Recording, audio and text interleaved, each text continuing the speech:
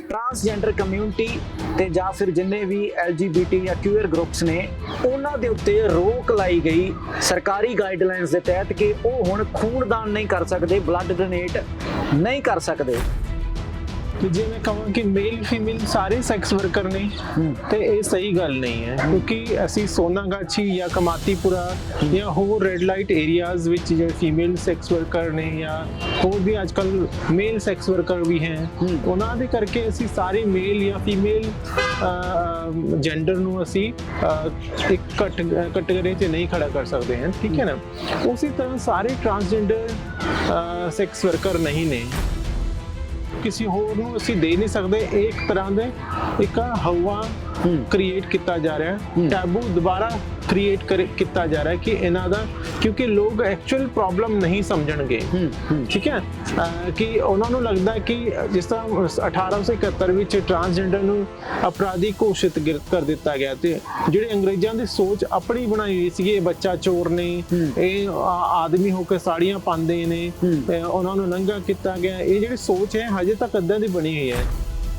ਬੱਚਿਆਂ ਨੂੰ ਸਾਨੂੰ ਤੋਂ ਦੂਰ ਕਰ ਦਿੰਦੇ ਤੇ ਜੇ ਅੱਜ HIV ਦਾ ਕਾਨੂੰਨ ਵਿੱਚ ਕਿ ਬਲੱਡ ਨਹੀਂ ਦੇ ਸਕਦੇ, ਤੇ ਫਿਰ ਇਹ ਨਾ ਰਿਵਾਇਤ ਹੋ ਜਾਏਗਾ ਅੱਗੇ ਲੋਕਾਂ ਵਾਸਤੇ ਕਿ ਇਹਨਾਂ ਦਾ ਖੂਨ ਲੈਣਾ ਹੀ ਨਹੀਂ ਹੈ। ਵੈਸੇ ਵੀ ਸਾਡੇ ਨਾਲ ਬੈਂਡ ਨੂੰ ਲੋਕ ਸੋਚਦੇ ਕਿ ਅਸੀਂ ਵੀ ਟਰਾਂਸਜੈਂਡਰ ਹੋ ਜਾਵਾਂਗੇ ਤੇ ਸਾਡੇ ਖੂਨ ਨੂੰ ਜੇ ਕੋਈ ਕਿਸੇ ਦੂਸਰੇ ਇਨਸਾਨ ਨੂੰ ਚੜਾਉਣਗੇ ਤੇ ਲੋਕ ਇਹ ਸੋਚਣਗੇ ਵੀ ਇਹ ਵੀ ਟਰਾਂਸਜੈਂਡਰ ਨਾ ਹੋ ਜਾਵੇ। ਪੁਲਿਸ ਤੇ ਠੀਕ ਹੈ, ਅਸੀਂ ਮੰਨਦੇ, ਚਲੋ ਠੀਕ ਹੈ, ਪੁਲਿਸ ਆਏ ਘਰ ਸਾਨੂੰ ਪੁੱਛਣ ਵੀ ਤੁਸੀਂ ਟਰਾਂਸਜੈਂਡਰ ਹੋ, ਵੈਸੇ ਉਹ ਹੁੰਦੇ ਕੌਣ ਹੈ ਸਾਨੂੰ ਪੁੱਛਣ ਵਾਲੇ, ਤੁਸੀਂ ਟਰਾਂਸਜੈਂਡਰ ਹੈ ਕਿ ਨਹੀਂ ਹੈ। ਅਸੀਂ ਉਹਨਾਂ ਨੂੰ ਤਾਂ ਪੁੱਛਣ ਨਹੀਂ ਕਿ ਤੁਸੀਂ ਆਦਮੀ ਹੋ ਕਿ ਨਹੀਂ। ਪਰ ਉਹ ਐਂ ਕਹਿੰਦੇ ਨਾ ਕਿ ਕਈ ਵਾਰ ਇਸ ਕਮਿਊਨਿਟੀ ਦੇ ਵਿੱਚ ਜਾਂ ਹੋਰ ਕਈ ਜੋ ਕਮਿਊਨਿਟੀ ਤੋਂ ਬਾਹਰ ਦੇ ਲੋਕ ਵੀ ਹੁੰਦੇ ਨੇ, ਇਹ ਭੇਸ ਧਾਰ ਕੇ ਤਾਂ ਕਈ ਗੈਰ ਕਾਨੂੰਨੀ ਗਤੀਵਿਧੀਆਂ ਕਰ ਜਾਂਦੇ ਨੇ, ਇਸ ਕਰਕੇ ਸਾਨੂੰ ਇਹ ਸਭ ਕੁਝ ਕਰਨਾ ਪੈਂਦਾ ਸੀ। ਇਸ ਤੋਂ ਜ਼ਿਆਦਾ ਗੈਰ ਕਾਨੂੰਨੀ ਕੰਮ ਤਾਂ ਦੂਸਰੇ ਲੋਕ ਕਰਦੇ ਨੇ, ਇਸ ਕਮਿਊਨਿਟੀ 'ਚ ਤਾਂ ਬਹੁਤ ਹੀ ਘੱਟ ਹੈ। ਪਰਿਵਾਰ ਨੇ ਤੁਸੀਂ ਕਿਹਾ ਕਿ ਨਹੀਂ ਐਕਸੈਪਟ ਕੀਤਾ, ਅੱਜ ਤੁਸੀਂ ਜਿਸ ਰੂਪ 'ਚ ਇੱਥੇ ਬੈਠੇ ਹੋ, ਕੀ ਪਰਿਵਾਰ ਦੇ ਸਾਹਮਣੇ ਜਾਂਦੇ ਹੋ, ਮਿਲਦੇ ਹੋ, ਪਰਿਵਾਰ ਨਾਲ ਗੱਲਬਾਤ ਨਹੀਂ ਹੈ, ਜਾਂ ਜਦੋਂ ਸਭ ਤੋਂ ਪਹਿਲਾਂ ਇਸ ਰੂਪ 'ਚ ਆਏ ਸੀ ਤਾਂ ਪਰਿਵਾਰ ਨੇ ਕਿਸੇ ਤਰੀਕੇ ਰੋਕਣ ਦੀ, ਸਮਝਾਉਣ ਬੁਝਾਉਣ ਦੀ ਕੋਈ ਕੋਸ਼ਿਸ਼ ਕੀਤੀ ਹੋਊਗੀ ਕਿ ਫਿਰ ਕਿਵੇਂ ਸਫ਼ਰ ਕੀ ਸੀ ਫਿਰ?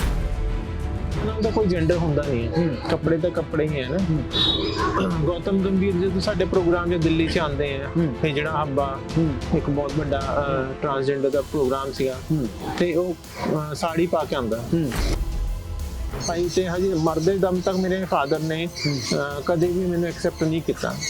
ਮੇਰੀ ਮਦਰ ਹੈਗੀ ਐਕਸੈਪਟ ਕਰਦੀ ਹੈ, ਲੇਕਿਨ ਉਹਨਾਂ ਨੂੰ ਵੀ ਸਮਾਜ ਦਾ ਹੀ ਡਰ ਰਹਿੰਦਾ ਹੈ ਕਿ ਬਈ ਸਮਾਜ ਦੇ ਚਾਰ ਲੋਕ ਕੀ ਕਹਿਣਗੇ, ਅੜੋਸ ਪੜੋਸ ਦੇ ਲੋਕ ਕੀ ਕਹਿਣਗੇ, ਮੇਰੇ ਰਿਸ਼ਤੇਦਾਰ ਕੀ ਕਹਿਣਗੇ। ਇਸ ਵਾਰ ਕੀ ਗੱਲ ਹੁੰਦੀ ਹੈ, ਤੁਸੀਂ ਕਿਹਾ ਹੁਣ ਵੀ ਇੱਕ ਸਟਿਗਮਾ ਹੈ, ਤੁਹਾਡੇ ਆਂਢ ਗੁਆਂਢ ਜਿੱਥੇ ਵੀ ਤੁਸੀਂ ਰਹਿੰਦੇ ਹੋ ਸਟਿਗਮਾ, ਉਹ ਸਟਿਗਮਾ ਕੀ ਹੈ ਤੇ ਤੁਹਾਡੀ ਰੋਮਾਂਟਿਕ ਲਾਈਫ ਕੀ ਰਹਿ ਜਾਂਦੀ ਹੈ ਇਸ ਵੇਲੇ, ਕਿ ਤੁਸੀਂ ਰੋਮਾਂਸ ਉਸ ਤਰੀਕੇ ਪ੍ਰਗਟ ਕਰ ਪਾਉਂਦੇ ਹੋ, ਐਕਸਪ੍ਰੈਸ ਕਰ ਪਾਉਂਦੇ ਹੋ ਆਪਣੇ ਆਪ ਨੂੰ, ਜੋ ਤੁਹਾਡਾ ਜੈਂਡਰ ਹੈ, ਜੋ ਰੋਮਾਂਸ ਹੈ ਜਾਂ ਪਾਰਟਨਰ ਮਿਲਦਾ ਹੈ, ਉਹਦੇ ਵਿੱਚ ਕੀ ਸਮੱਸਿਆਵਾਂ ਨੇ? ਕੋਈ ਮੁੰਡਾ ਨਾਲ ਗਿਆ ਤਾਂ ਪਤਾ ਨਹੀਂ ਕੋਈ ਗਲਤ ਕੰਮ ਵਾਸਤੇ ਤਾਂ ਨਹੀਂ ਗਿਆ, ਕੌਣ ਹੈ ਕਿਆ ਹੈ ਕਿਆ, ਤਾਂ ਝਾਂਕ ਤਾਂ ਕਰਦੇ ਹੀ ਹੈ। ਇਸ ਕਰਕੇ ਅਸੀਂ ਆਪਣੇ ਘਰ 'ਚ ਕਿਸੇ ਨੂੰ ਬੁਲਾਉਂਦੇ ਵੀ ਨਹੀਂ। ਦੂਸਰੀ ਗੱਲ ਜਿਹੜੀ ਸੈਕਸ਼ੂਅਲ ਲਾਈਫ ਹੈ ਉਹ ਤਾਂ ਹਰ ਇੱਕ ਪਰ ਡਿਪੈਂਡ ਕਰਦੀ ਹੈ, ਜਿਸ ਤਰ੍ਹਾਂ ਬਾਕੀਆਂ ਲੋਕਾਂ ਦੀ ਹੈ ਕਿ ਇਟਸ ਨਾਰਮਲ, ਸੈਕਸ ਜਿਹੜਾ ਹੈ ਨਾਰਮਲ ਹੈ।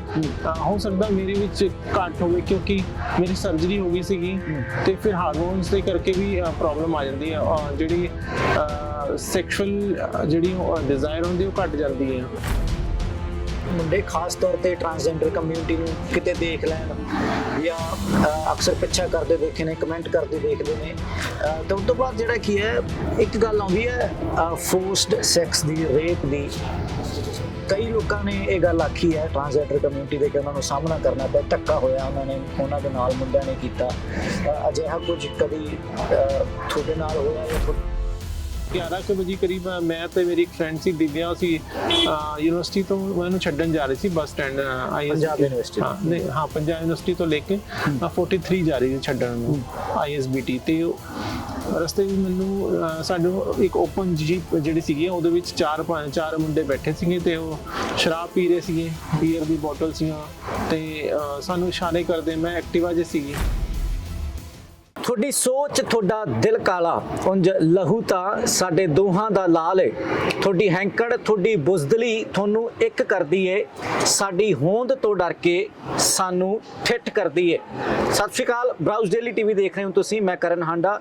ਧਨੰਜੇ ਜੀ ਜਿਨ੍ਹਾਂ ਨੇ ਲਗਾਤਾਰ ਇਸ ਕਮਿਊਨਿਟੀ ਵਾਸਤੇ, ਟਰਾਂਸਜੈਂਡਰ ਕਮਿਊਨਿਟੀ ਵਾਸਤੇ ਲਗਾਤਾਰ ਕੰਮ ਕੀਤਾ ਹੈ। ਸਿਰਫ ਆਪਣੀ ਜ਼ਿੰਦਗੀ ਵਾਸਤੇ ਸੰਘਰਸ਼ ਨਹੀਂ ਕੀਤਾ, ਹੋਰਾਂ ਜ਼ਿੰਦਗੀਆਂ ਵਾਸਤੇ ਵੀ ਸੰਘਰਸ਼ ਕੀਤਾ। ਪਰ ਇਸ ਸਭ ਦੇ ਵਿਚਾਲੇ ਇੱਕ ਅਜਿਹਾ ਫੈਸਲਾ ਆ ਗਿਆ ਹੈ ਜੋ ਕਿ ਸ਼ਾਇਦ ਉਹਨਾਂ ਦੇ ਸੰਘਰਸ਼ ਨੂੰ ਨਵੀਂ ਚੁਣੌਤੀ ਦਿੰਦਾ ਹੈ। ਟਰਾਂਸਜੈਂਡਰ ਕਮਿਊਨਿਟੀ ਤੇ ਜਾਂ ਫਿਰ ਜਿੰਨੇ ਵੀ LGBT ਜਾਂ QR ਗਰੁੱਪਸ ਨੇ ਉਹਨਾਂ ਦੇ ਉੱਤੇ ਰੋਕ ਲਾਈ ਗਈ ਸਰਕਾਰੀ ਗਾਈਡਲਾਈਨਸ ਦੇ ਤਹਿਤ ਕਿ ਉਹ ਹੁਣ ਖੂਨਦਾਨ ਨਹੀਂ ਕਰ ਸਕਦੇ, ਬਲੱਡ ਡੋਨੇਟ ਨਹੀਂ ਕਰ ਸਕਦੇ। ਤਾਂ ਇਸ ਨੂੰ ਇੱਕ ਵੱਡਾ ਝਟਕਾ ਵੀ ਮੰਨਿਆ ਜਾ ਸਕਦਾ ਹੈ। ਇੱਕ ਵਾਰ ਮੁੜ ਤੋਂ ਚਰਚਾ ਛਿੜਦੀ ਹੈ। ਦੂਜੇ ਪਾਸੇ ਹੁਣ ਸਾਡੇ ਹੀ ਮੰਤਰਾਲੇ ਨੇ, ਯਾਨੀ ਕਿ ਸਿਹਤ ਤੇ ਪਰਿਵਾਰ ਵਿਭਾਗ ਮੰਤਰਾਲੇ ਨੇ ਇਹ ਤਰਕ ਦਿੱਤਾ ਕੋਰਟ ਦੇ ਵਿੱਚ ਕਿ ਇਹਨਾਂ ਦੇ ਵਿੱਚ ਬਹੁਤ ਜ਼ਿਆਦਾ ਰਿਸਕ ਹੈ। ਇਸ ਕਮਿਊਨਿਟੀ ਦੇ ਵਿੱਚ ਹਾਈ ਰਿਸਕ ਰਹਿੰਦਾ ਹੈ HIV ਤੇ ਹੋਰ ਘਾਤਕ ਬਿਮਾਰੀਆਂ ਦਾ, ਜਿਸ ਕਰਕੇ ਅਸੀਂ ਇਹ ਰੋਕ ਲਾਈ ਹੈ। ਪਰ ਦੂਜਾ ਤਬਕਾ ਇਹ ਕਹਿੰਦਾ ਰੋਕ ਲਾਉਣ ਦੀ ਥਾਂ ਟੈਸਟਿੰਗ ਤੇਜ਼ ਕੀਤੀ ਜਾਵੇ। ਸਾਡੇ ਤੋਂ ਸਾਡੇ ਹੱਕ ਕਿਉਂ ਖੋਏ ਜਾਂਦੇ ਨੇ? ਧਨੰਜੇ ਜੀ, ਤੁਸੀਂ ਇਸ ਫੈਸਲੇ ਨੂੰ ਕਿਵੇਂ ਦੇਖਦੇ ਹੋ? ਐਜੂਕੇਸ਼ਨ ਤੋਂ ਲੈ ਕੇ ਸਮਾਜਿਕ ਐਕਸੈਪਟੈਂਸ, ਸੋਸ਼ਲ ਐਕਸੈਪਟੈਂਸ ਨਹੀਂ ਮਿਲਦੀ, ਉਹ ਸਭ ਨਾਲ ਲੜਾਈ ਤਾਂ ਚੱਲ ਹੀ ਰਹੀ ਹੈ। ਪਰ ਹੁਣ ਤੁਸੀਂ ਤੇ ਤੁਹਾਡੇ ਸਾਥੀ ਜਾਂ ਹੋਰ ਜਿਹੜੀ ਕਮਿਊਨਿਟੀ ਹੈ, ਹੋਰ ਅਜਿਹੇ ਗਰੁੱਪ ਨੇ, ਉਹ ਖੂਨਦਾਨ ਨਹੀਂ ਕਰ ਸਕਦੇ। ਕਿਵੇਂ ਦੇਖਦੇ ਇਸ ਫੈਸਲੇ ਨੂੰ? ਦੇਖੋ, ਇਹਦੇ ਪਿੱਛੇ ਤਾਂ ਜਿੰਨੀ ਵੀ ਦਲੀਲ ਸਰਕਾਰ ਦਿੰਦੀ ਆ ਜਾਂ ਸਵਾਸਥ ਮੰਤਰਾਲੇ ਦਿੰਦਾ ਤੇ ਉਹ ਸਹੀ ਨਹੀਂ ਨੇ।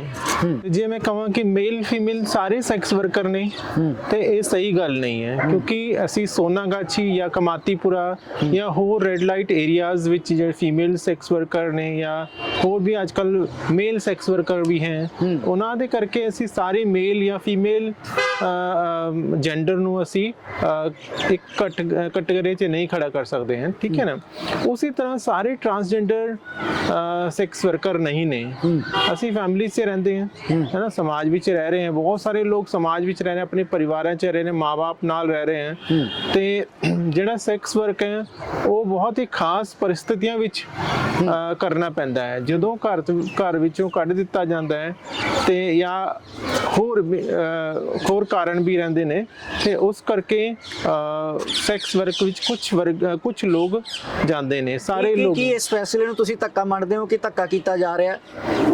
ਬਿਲਕੁਲ ਇਹ ਧੱਕਾ ਹੀ ਹੈ, ਕਿਉਂਕਿ ਮੈਂ ਹੁਣ ਕੁਝ 5-6 ਦਿਨ ਪਹਿਲੇ ਇੱਕ ਟ੍ਰੇਨਿੰਗ ਪ੍ਰੋਗਰਾਮ 'ਚ ਸੀ, HIV AIDS ਦੀ ਟ੍ਰੇਨਿੰਗ ਸੀਗੀ। ਤੇ ਉਹਦੇ ਵਿੱਚ ਜਿਹੜੀ ਕਮਿਊਨਿਟੀ ਨੂੰ, ਜਿਹੜੇ ਕੀ ਪੋਪੂਲੇਸ਼ਨ ਕਮਿਊਨਿਟੀ ਨੂੰ ਅਸੀਂ ਉਹਦੇ ਵਿੱਚ ਬਾਰ-ਬਾਰ FSW female sex worker, MSM ਤੇ ਹੋਰ ਕੀ ਪੋਪੂਲੇਸ਼ਨ ਨੂੰ ਐਡਰੈਸ ਕੀਤਾ ਗਿਆ। ਨਾਲ ਹੀ ਟਰਾਂਸਜੈਂਡਰ ਤੇ ਹੀ ਜਿਹੜਾ ਕਮਿਊਨਿਟੀ ਦਾ ਨਾਂ ਲਿੱਤਾ ਗਿਆ। ਤੇ ਮੈਂ ਉੱਥੇ ਆਬਜੈਕਸ਼ਨ ਕੀਤਾ, ਬਿਕੋਜ਼ ਮੈਂ ਕਿਹਾ ਕਿ ਸਾਰੇ ਤੁਸੀਂ ਉਹਦੇ ਫੀਮੇਲ ਦੇ ਅੱਗੇ ਤੁਸੀਂ ਫੀਮੇਲ ਸੈਕਸ ਵਰਕਰ ਲਗਾਤੇ ਹੈ ਜਾਂ ਮੇਲ ਸੈਕਸ ਵਰਕਰ ਲਗਾਇਆ ਜਾਂ ਫਿਰ ਹੋਰ ਕਮਿਊਨਿਟੀ ਹੈ, ਲੇਕਿਨ ਤੁਸੀਂ ਉਹਨਾਂ ਨੂੰ ਸਪੈਸੀਫਿਕ ਕੀਤਾ ਤੇ ਟਰਾਂਸਜੈਂਡਰ ਨੂੰ ਸਿੱਧਾ ਤੁਸੀਂ ਲਿਖਿਆ ਟਰਾਂਸਜੈਂਡਰ ਹੀ ਜਿਹੜਾ ਕਮਿਊਨਿਟੀ। ਤੇ ਸਾਰੇ ਹੀ ਜਿਹੜਾ ਜਾਂ ਟਰਾਂਸਜੈਂਡਰ ਸੈਕਸ ਵਰਕਰ ਤਾਂ ਨਹੀਂ ਹੈ ਜਾਂ ਉਹਨਾਂ ਦੇ ਵਿੱਚ HIV ਪ੍ਰੈਵਲੈਂਸ ਤਾਂ ਨਹੀਂ ਹੈਗਾ। ਸੋ ਇਹ ਮੈਂ ਬਿਲਕੁਲ ਹੀ ਇਹਦੇ ਖਿਲਾਫ ਹੈ ਕਿ ਇਦਾਂ ਨਹੀਂ ਹੋਣਾ ਚਾਹੀਦਾ।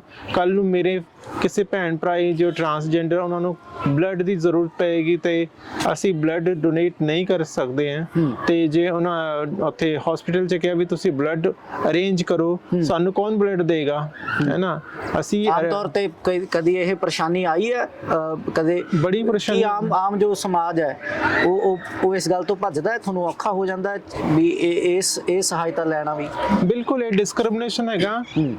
ਤੇ ਚਲੋ ਅਸੀਂ ਕਿਸੇ ਤੋਂ ਖੂਨ ਲਈਏ ਤੇ ਉਹ ਹੋ ਸਕਦਾ, ਲੇਕਿਨ ਇੱਕ ਸਾਡੇ ਖੂਨ ਨੂੰ ਕਿਸੇ ਹੋਰ ਨੂੰ ਅਸੀਂ ਦੇ ਨਹੀਂ ਸਕਦੇ। ਇੱਕ ਤਰ੍ਹਾਂ ਦੇ ਇੱਕ ਹਵਾ ਕ੍ਰੀਏਟ ਕੀਤਾ ਜਾ ਰਿਹਾ, ਟੈਬੂ ਦੁਬਾਰਾ ਕ੍ਰੀਏਟ ਕੀਤਾ ਜਾ ਰਿਹਾ ਕਿ ਇਹਨਾਂ ਦਾ, ਕਿਉਂਕਿ ਲੋਕ ਐਕਚੁਅਲ ਪ੍ਰੋਬਲਮ ਨਹੀਂ ਸਮਝਣਗੇ, ਠੀਕ ਹੈ।